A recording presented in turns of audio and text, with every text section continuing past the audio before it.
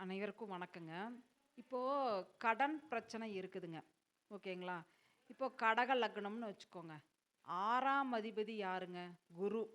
இல்லைங்களா? அப்போ குருனா, குருக்கு என்ன தானியம்? ஃபர்ஸ்ட்டு எல்லாத்துக்கும் தானியம் என்னன்னு தெரியுங்களா? அ அதாவது சொல்றேன், நோட் பண்ணிக்கோங்க.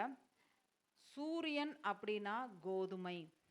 சந்திரன் அப்படின்னா அரிசி, பச்சரிசி, இல்ல நெல். சரிங்களா? செவ்வாய் அப்படின்னா துவரம்பருப்பு. புதன் அப்படின்னா பச்சை பயிறு. குரு அப்படின்னா கருப்பு சுண்டல். சுக்கிரன் அப்படின்னா மொச்சக்கொட்டை, வெள்ளை மொச்சக்கொட்டை. சரிங்களா? சனி பகவானுக்கு எள்ளு. ஓகேங்களா? ராகுக்கு கருப்பு உளுந்து, கேதுக்கு கொள்ளு பருப்பு. ஓகேங்களா? கடன் பிரச்சனை உங்களுக்கு இருக்குது. அது வந்து தீரணும். ஓகேங்களா?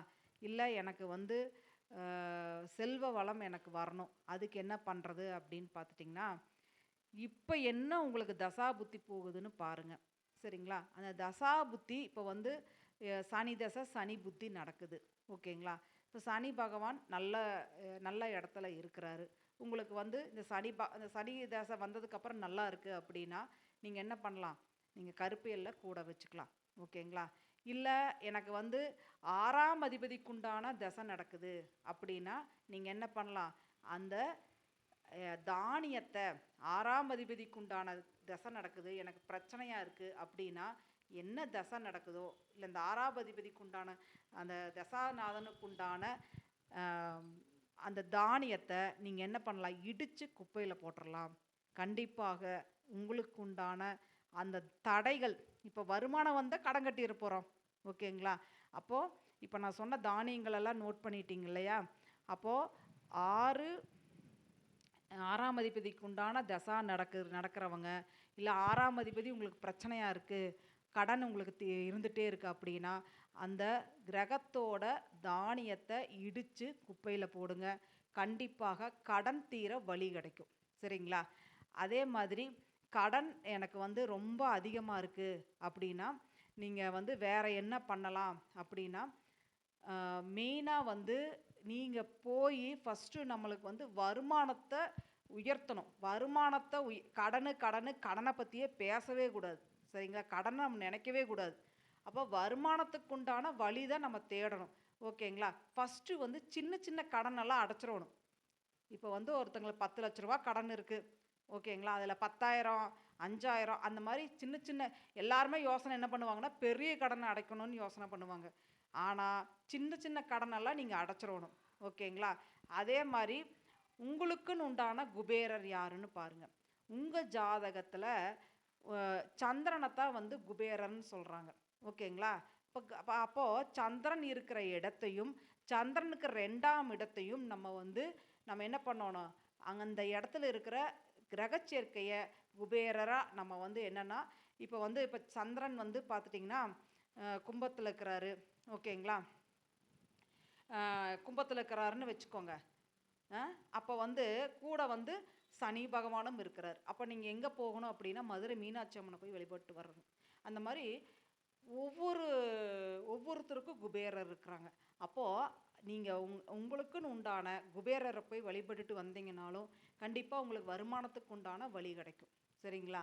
அதே மாதிரி உங்களுக்கு வந்து கடன் ரொம்ப இதாகிட்டே இருக்குது அப்படின்னா, நீங்கள் என்ன பண்ணலாம் அப்படின்னா, உங்களுக்குன்னு உண்டான 6ஆம் அதிபதி யார் தெரியும் உங்களுக்கு. இப்போ கடக லக்னம் அப்படின்னா யார்?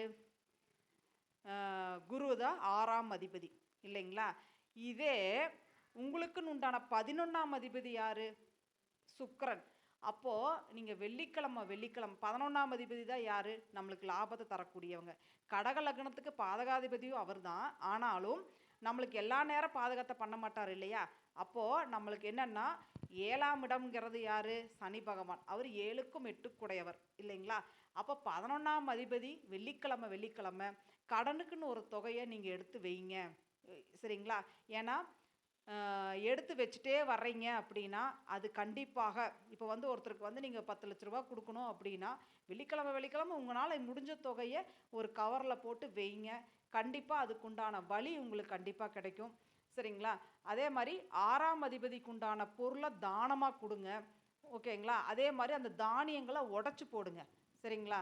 அதே மாரி 8ஆம் அதிபதிக்கு உண்டான தானியங்களையும் நீங்க உடைச்சு போடலாம். இல்ல தானமா இப்ப கடன் தீரணும் அப்படின்னா, அதுக்கு சிறப்பான பரிகாரம் என்னன்னா, அன்னதானம் தான் சிறப்பான பரிகாரம்.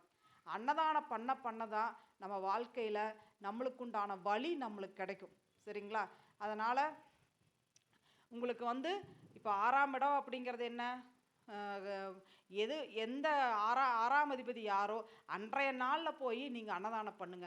அதுக்குண்டான தானியத்தவே நீங்க உணவா தானமா குடுக்குறீங்க அப்படின்னா, கடன் நிவர்த்தியாயி உங்களுக்கு உண்டான வருமானத்துக்கு உண்டான வழி கிடைக்கும். வருமானம் வர வர நம்ம வந்து அ நம்ம வ நம்ம வந்து என்ன பண்ணிறலாம்? நம்ம கடன அடைச்சிரலாம். சரிங்களா? அதனால நீங்க என்ன பண்றீங்க? கடன் எப்படின்னா, 6ஆம் அதிபதியும், 8ஆம் அதிபதியும் சேர்ந்திருந்தா கடன் வந்துரும். ஓகேங்களா? அதே மாரி 3ஆம் அதிபதியும், 8ஆம் 3ன்னா என்ன? கைமாத்து. கைமாத்தா வாங்குற பணத்தையும் கூட கட்ட முடியாது. சரிங்களா? அதனால நீங்க உங்க ஜாதகத்துல இந்த அமைப்பு இருந்தாலும் கடன் ஏற்படுங்க. அதே மாரி 6ஆம் அதிபதியோட திசை நடந்தாலும் கடன் ஏற்படும். கடனோ, நோயோ ஏதோ ஒண்ணு ஏற்படும். இப்ப சொன்னதெல்லாமே உங்களுக்கு பரிகாரமா உங்களுக்கு சிறப்பா செயல்படும். அதனால நீங்க என்ன பண்றீங்க? அந்த தானியங்கள உங்களுக்கு சாதகமா இருந்தா நம்ம கையில வச்சுக்கலாம். இல்ல நம்மளுக்கு பிரச்சனையா இருந்தா உடைச்சு போடலாம். கண்டிப்பா உங்களுக்கு ஒரு வெற்றிய நிச்சயமா குடுக்கும் உங்களுக்கு. சரியா? இது கடன் தீர நம்ம எங்க போலாம்?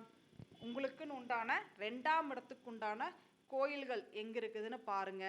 பார்த்துட்டு சரிங்களா? இப்ப கடன் தீர திருச்சேறை சரபேஸ்வரர் கோயிலுக்கு போயிட்டு வரலாம்.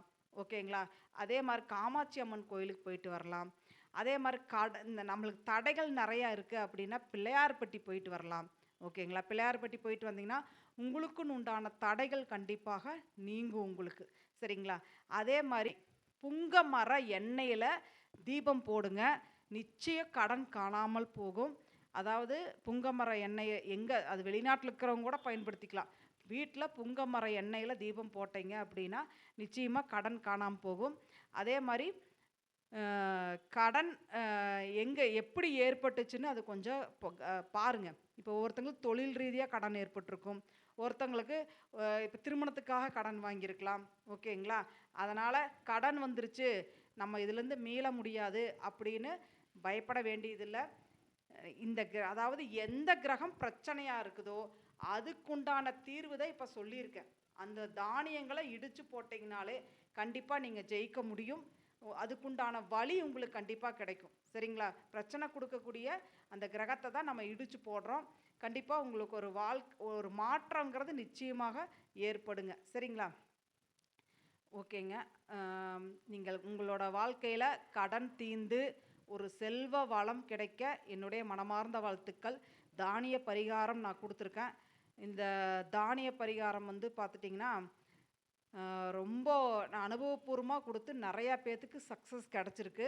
சரிங்களா? அதனால உங்களுக்கு என்ன தசை நடக்குதுன்னு பாருங்க. அதுக்குண்டான பரிகாரத்த இப்ப நான் சொல்லிக் குடுத்தத நீங்க பண்ணிக்கோங்க.